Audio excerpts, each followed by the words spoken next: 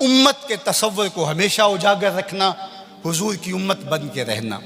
آپ اپنی شناخت کو، آپ کی علاقائی شناخت ہے، آپ کی مسلکی شناخت ہے، آپ کی خاندانی شناخت ہے، آپ کی جو بھی شناختیں ہیں ان شناختوں کو باقی رکھو۔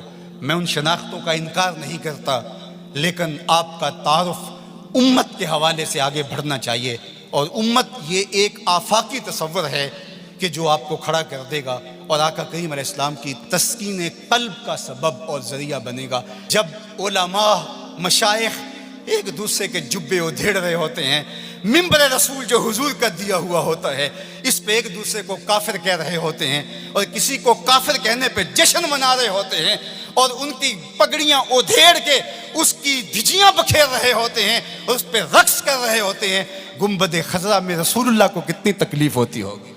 تو اس لیے امت بن کے رہو، بکھر کے نہ رہنا۔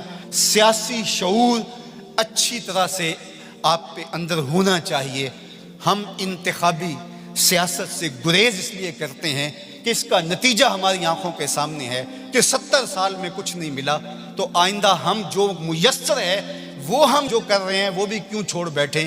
اس لیے کہ جو میں کر رہا ہوں اس سے حقیقی سیاسی شعور پیدا ہوگا، رجال کار پیدا ہوں گے، افراد سازی کے عمل سے ہم گزر رہے ہیں۔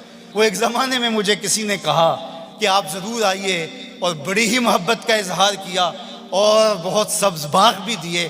تو میں نے ان کو پیر نصیر الدین علیہ رحمہ کا ایک قول سنایا کہ ایک زمانے میں ان کو وقت کے ایک حکمران نے کہا کہ جناب آپ آئیے، ہم آپ کو وزیر بنانا چاہتے ہیں۔ تو انہوں نے ہنس کے کہا میں بادشاہ، تو مجھے وزیر بنانا چاہنا ہے۔ اس لیے ہم انتخابی سیاست کا کوئی عملی نتیجہ نہیں دیکھتے۔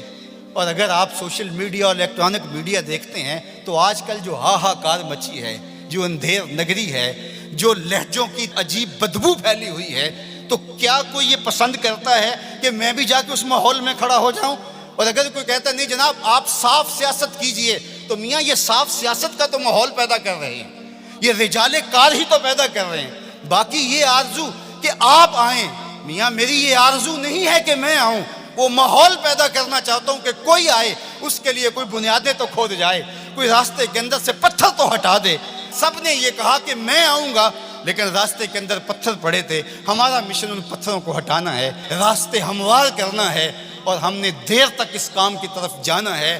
اے شمع آہستہ بسوز کہ شب دراز است، اے اشک آہستہ بریز کہ غم زیاد است، سینوں میں طوفان ہے کل بھی کل مرجل، میرا سینہ جل رہا ہے ہنڈیوں کی طرح، میرا بھی جی چاہتا کسی دیوار سے ٹکرا جاؤں۔ ان حالات میں کیا کوئی دیکھ سکتا ہے کہ رسول اللہ کی امت کاٹی جا رہی ہو، بچے ذبح کیے جا رہے ہو فلسطین میں، کشمیر میں، لیکن کیا اس کا علاج میرے پاس سیاست کے میدان میں چھلانگ لگا دینی ہے جہاں ٹانگیں تڑوا بیٹھوں اور جو میسر ہے وہ بھی نہ کر سکوں؟ میں جو کرتا ہوں میں شعوری طور پہ کھڑا ہوں، میں جہاں کھڑا ہوں دلیل سے کھڑا ہوں، میں جہاں کھڑا ہوں میں پورے تیقن کے ساتھ کھڑا ہوں، منزل اور ہدف میری نگاہوں کے سامنے ہے، میں آہستہ آہستہ بڑھتا چلا جاتا ہوں، لیکن منزل کی طرف میری سیدھ ہے۔ ہمارا نرم رو قاصد پیام زندگی لایا، ہمارا نرم رو قاصد پیام زندگی لایا، خبر دیتی تھی جن کو بجلیاں وہ بے خبر نکلے۔ تو ہم بجلی کی طرح کوند کر کے ہم شعلہ نہیں بنیں گے، ہم شمع بنیں گے۔ لوگ کہتے ہیں شعلہ بن جاؤ، شعلہ بننا بھی یہ آگ کا مزاج ہے، اور شمع بننا بھی آگ کا مزاج ہے، لیکن ہم شعلہ بننے کا مزاج نہیں رکھتے، ہم شمع بننے کا مزاج رکھتے ہیں۔ اے شمع آہستہ بسوز کہ شب دراز است، اے اشک آہستہ بریز کہ غم زیاد است۔ یہ کہ منبر و محراب کو اگر صالح افراد نصیب ہو جائیں جو دین کی روح کے مطابق ان تک پیغام پہنچا سکے، تو یہ امت کھڑا ہوتے ہوئے دیر نہیں لگے گی۔ اسی طرح دوسرا کردار والدین کا ہے، تیسرا کردار معلمین کا ہے۔ امت سازی کے عمل میں یہ تین کردار انتہائی اہم ہیں، اور چوتھا کردار دور موجود کے اندر میڈیا کا ہے، جس سے ہم سر دست کوئی توقع نہیں رکھ سکتے، لیکن یہ تین کردار جو ہیں یہ انتہائی اہم ہیں، ان کرداروں کو ہمیں سنبھالنا پڑے گا۔ غلبہ دین کا شوق جنون کی حد تک ہمارے سینے میں موجود ہونا چاہیے، لیکن یہ بات ذہن میں رکھے کہ اگر ہم یہ نہیں کر پاتے تو ہمارے ذمے نہیں ہے، ہمارے ذمے جو ہے وہ کوشش اور محنت کرنا ہے۔ جب انسان یہ طے کر لیتا ہے کہ یہ میں نے کرنا ہی کرنا ہے، اور وہ نہیں ہو پاتا تو وہ مایوس ہو جاتا ہے۔ اس لیے غلبہ اگر ہو جاتا ہے تو یہ بہت اچھی بات ہے، بلکہ میں نے یہ بات کئی دفعہ کہی ہے کہ ہمارا کام صفیں سیدھی کرنا ہے، اللہ امام کو بھیج دے گا۔ لیکن خود اگر ہم کہیں کہ ہم امام بن کے بھی ہم نے بیٹھنا ہے تو پھر گھر کا راستہ بھول گئے، ہم گھر جانے کی جلدی میں پھر ہم راستہ بھول جائیں گے۔